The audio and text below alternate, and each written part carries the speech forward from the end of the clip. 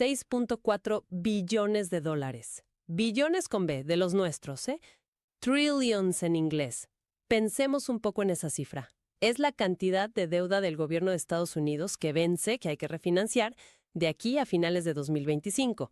Y ojo que esto es solo una parte. La deuda total ya está, rondando los 37 billones. Son números que realmente marean un poco. Bueno, vamos a meternos de lleno en esto. Hoy queremos analizar qué significa realmente este muro de vencimientos tan enorme. Los análisis que tenemos aquí se enfocan en algo fascinante. ¿Quién está comprando ahora la deuda estadounidense? ¿Por qué los que compraban antes, los tradicionales, parecen estar retirándose?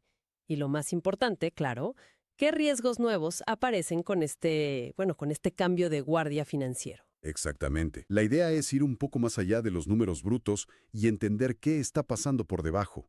No es solo el volumen, que ya es monumental. Es que según estos análisis, hay un cambio de fondo en quienes tienen esa deuda.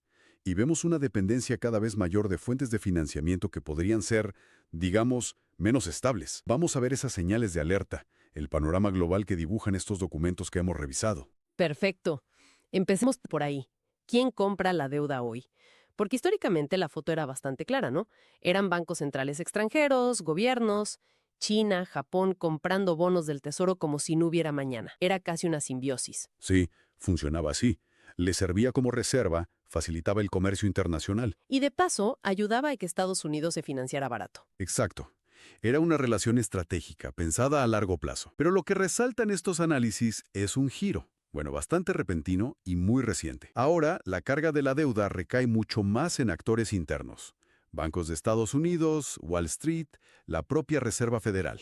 Y aquí viene lo nuevo y lo crucial que destacan los informes. La importancia creciente de los inversores privados extranjeros.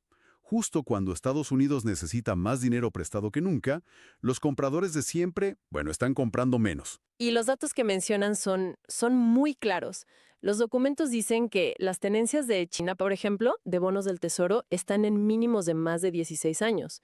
China ahora mismo es un vendedor neto. Vende más de lo que compra. Ajá. Y Japón, que todavía tiene una barbaridad, como 1.1 billones, según uno de los análisis, ha insinuado que vender deuda estadounidense es una opción que está sobre la mesa. Parece que por presiones internas, externas, el tema de aranceles también se menciona. Sí, y hay otra pieza interesante en este puzzle, en este rompecabezas, que resaltan las fuentes. Mientras algunos bancos centrales bajan su exposición al dólar, a los bonos, ¿qué están haciendo? Acumulando oro, y a un ritmo que no se veía en décadas. ¡Oro! Oro. Esto se interpreta como una diversificación clara, una búsqueda de alternativas, quizás por una cierta inquietud sobre la situación fiscal de Estados Unidos y el futuro del dólar. Claro, tiene sentido. Y aquí es donde la trama, como decías, se pone más interesante todavía, porque la Reserva Federal subió las tasas de interés de forma muy agresiva, ¿no? La más rápida en mucho tiempo. Y paradójicamente, eso hizo que la deuda de UI, que antes daba poco rendimiento, de repente se volviera atractiva. Ajá. Pero para un actor nuevo, el inversor privado extranjero, y su motivación es totalmente diferente. Esa es la clave. Buscan rendimiento. El yield, como dicen en inglés. Rentabilidad pura y dura. Nada de estrategia a largo plazo. Nada de eso. Y esa es la implicación central que vemos en todos los análisis. Es un cambio casi tectónico. Pasamos de compradores estratégicos, con visión a largo plazo, motivaciones geopolíticas o comerciales, a compradores tácticos, privados, que solo miran el retorno de la inversión. Y esta transición, argumentan los documentos, mete bastante incertidumbre y riesgo potencial en todo el sistema.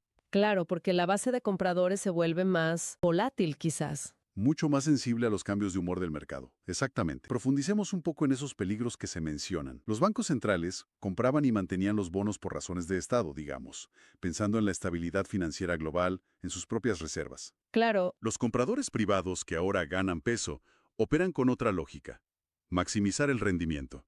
Punto. Si las tasas en Estados Unidos bajan, o si ven una oportunidad mejor en otro lado, pues venderán los bonos tan rápido como los compraron. Su lealtad es al yield. Exacto, no a la estabilidad del sistema. Y las consecuencias directas que describen los análisis son preocupantes. Mayor vulnerabilidad del mercado de deuda a la volatilidad. Hablan de posibles crisis de liquidez, los famosos liquidity squeezes. Ajá. Y otra cosa importante, Estados Unidos pierde un poco esa palanca de la destrucción mutua asegurada. Explica eso un poco. Bueno, la idea de que países como China no venderían masivamente sus bonos del tesoro para no hundir el valor de sus propias reservas. Esa idea pierde fuerza si una parte cada vez mayor de la deuda está en manos de fondos de inversión privados que no tienen esa preocupación estratégica nacional. Entiendo. Es un cambio muy de fondo en la estabilidad del mercado. Totalmente. Y ante esta dificultad para vender deuda a largo plazo sin pagar tasas muy altas, un informe habla de más del 4.28% a 10 años. Que es bastante alto históricamente, ¿sí? Mucho. Pues parece que el Tesoro está tirando por la calle de en medio, ¿no? Usando una maniobra táctica. Los documentos describen cómo están emitiendo cantidades masivas de deuda a corto plazo. Las letras del Tesoro, las T-bills. Sí. Mencionan incluso una subasta récord hace poco, de 100,000 millones, y señalan que esto históricamente era una medida temporal, un parche. Un stopgap, como lo llaman. Eso, no una estrategia de financiación estructural. Incluso dicen que administraciones anteriores ya usaron esta táctica, esperando que la Fed bajara las tasas. Exacto. Pero los análisis advierten, ojo, que esta estrategia cortoplacista tiene varios problemas estructurales serios. Primero, la escala. Es abrumadora. Hablamos de tener que refinanciar unos 9.2 billones de dólares de deuda que ya existe, solo en el próximo año. 9.2 billones en un año. Y a eso súmale, casi 2 billones más de nuevo endeudamiento. Uf. Estamos hablando de más de 11 billones en total. 11. La capacidad de los mercados globales para tragar todo eso tiene un límite. Y claro, tanta oferta presiona los costos hacia arriba para todos, no solo para EU. Y eso conecta directamente con el dilema de las tasas de interés, ¿no? Se nota una tensión en los análisis. Por un lado, mucha presión para que la Fed baje las tasas. Eso aliviaría el costo de refinanciar la deuda, sobre todo si quisieran volver a emitir a plazos más largos. Claro. Pero, y aquí está la trampa que señalan. Si las tasas bajan mucho, esas T-bills a corto plazo pierden su atractivo. Exacto. Para los compradores que solo buscan rendimiento, dejan de ser interesantes. Y la demanda que hoy sostiene el mercado podría desaparecer. Así, de golpe, generando incertidumbre o incluso pánico. Y además, hay que entender algo clave. Los recortes de tasas de la Fed afectan sobre todo a las tasas de un día, las interbancarias, las Fed Funds, pero influyen menos y más lento en las tasas a largo plazo. Las de las hipotecas, los bonos a 10 años, esas dependen más de las expectativas de inflación, de crecimiento. Y son las que realmente golpean el bolsillo del tesoro y de la gente. Justamente. Y otro punto crítico que sacan a relucir los documentos tiene que ver con quién está comprando ahora mismo muchas de estas T-bills. Son los fondos del mercado monetario, los Money Market Funds. Ajá. Si las tasas bajan mucho, el dinero podría salir de esos fondos buscando mejores rendimientos a largo plazo. Y, ¡puf!, se seca la demanda de T-bills. Entiendo. Pero el riesgo sistémico va más allá. El dinero que entra a las T-bills muchas veces sale de otro sitio, como la facilidad de repos inversos de la Fed, el RRP. El RRP, ese mecanismo post-crisis de 2008, ¿no? Para absorber liquidez sobrante. Exacto. Es como un desagüe de seguridad para que el exceso de liquidez no hunda las tasas a cero o negativo. Si este mecanismo se vacía porque todo el dinero se va a comprar T-bills, ese colchón de liquidez desaparece. Peligroso. Muy peligroso. Los análisis advierten que esto podría crear problemas de liquidez sistémica graves, afectar a los bancos. Básicamente, se están usando herramientas de emergencia como si fueran financiación normal y corriente, y eso te deja sin margen si viene una nueva crisis de verdad. Y parece que ya se empiezan a ver algunas grietas. Los materiales describen subastas recientes de deuda del Tesoro a 3, 10, 30 años con resultados que califican de preocupantes. Sí. Hablan de demanda extranjera sorprendentemente débil.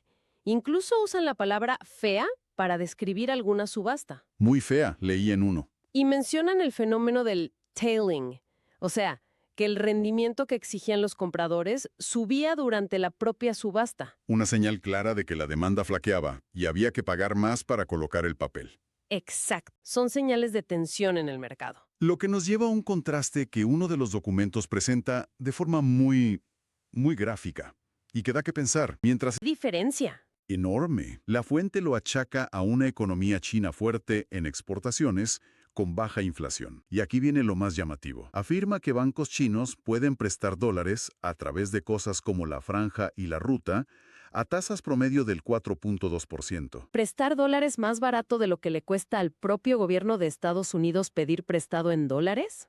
Exacto. Eso es lo que dice el análisis, lo cual sugiere, como mínimo, un deterioro de la fortaleza financiera relativa de Estados Unidos en el mundo. Bueno, entonces, bajemos esto a tierra. ¿Qué significa todo esto para la economía real, para la gente de a pie? Porque no son solo números abstractos. No, para nada. Los análisis son claros. Si al gobierno le cuesta más financiarse, eso se filtra a toda la economía. Inevitablemente. Tasas más altas para las hipotecas, para los préstamos del coche, para que las empresas inviertan. Sí. Y luego está la inflación, que sí puede ayudar a licuar la deuda, a reducir su valor real. Pero a costa de erosionar el poder de compra de nuestros ahorros, de nuestros salarios. Una de las fuentes usa esa imagen de la rana en la olla, ¿no? El agua se calienta despacito y no te das cuenta hasta que es tarde. Es una buena analogía. El ejemplo clásico, prestaste $100 hace 50 años. Hoy te devuelven $100. ¿Qué compras con eso? Casi nada. Exacto. Y en este contexto de tanta incertidumbre sobre la deuda, sobre la moneda, es interesante que los materiales destaquen una y otra vez una tendencia: la vuelta al oro de los bancos centrales. Sí, lo mencionan bastante. Más aún, uno de los documentos, citando un informe llamado Built to Endure, sugiere directamente considerar el oro y la plata físicos como activos para proteger el patrimonio, una forma de estar un poco al margen de los riesgos que se ven dentro del sistema financiero tradicional. Es algo recurrente en el material, ¿sí? Bien, hagamos una recapitulación rápida para fijar las ideas clave. Estamos ante un desafío enorme: refinanciar 6.4 billones de dólares antes de fines de 2025. Y eso dentro de una deuda total de más de 37 billones. Unos números mareantes. Y los que compraban antes, los estratégicos como China y Japón, están comprando menos. Su lugar lo ocupan, por un lado, inversores privados extranjeros que solo buscan rendimiento. Y por otro, una dependencia cada vez mayor de financiarse aquí dentro, a corto plazo, con las T-bills. Y este cambio, como hemos visto en los análisis, no es gratis. Trae riesgos importantes de volatilidad, de crisis de liquidez. Las señales de tensión ya se ven en las subastas. El costo de financiarse para EU sube y queda en desventaja frente a otros países como China. Claro. Y depender de mecanismos de emergencia como las T-bills o vaciar el RRP y confiar en compradores que son mucho más, más mercenarios, por así decirlo, todo eso sugiere una fragilidad creciente. El famoso privilegio exorbitante del dólar, eso de ser la moneda de reserva mundial, parece que está bajo bastante presión, a juzgar por lo que leemos. Lo que nos deja con una reflexión final. Quizá una pregunta abierta. Si estos problemas de deuda son estructurales, no solo algo pasajero. Y si el panorama financiero global está cambiando tanto, con los viejos pilares retirándose y actores nuevos guiados solo por la ganancia inmediata, Ajá. ¿qué tan fuerte es realmente el sistema financiero de EU ante un posible cambio brusco de confianza de los inversores? Sobre todo cuando las herramientas de emergencia se están volviendo el pan de cada día. ¿Qué ajustes de fondo harían falta, más allá de seguir refinanciando la deuda cada vez más cara, para asegurar la estabilidad a largo plazo? Una pregunta fundamental, sin duda, y que nos deja pensando mucho sobre el futuro.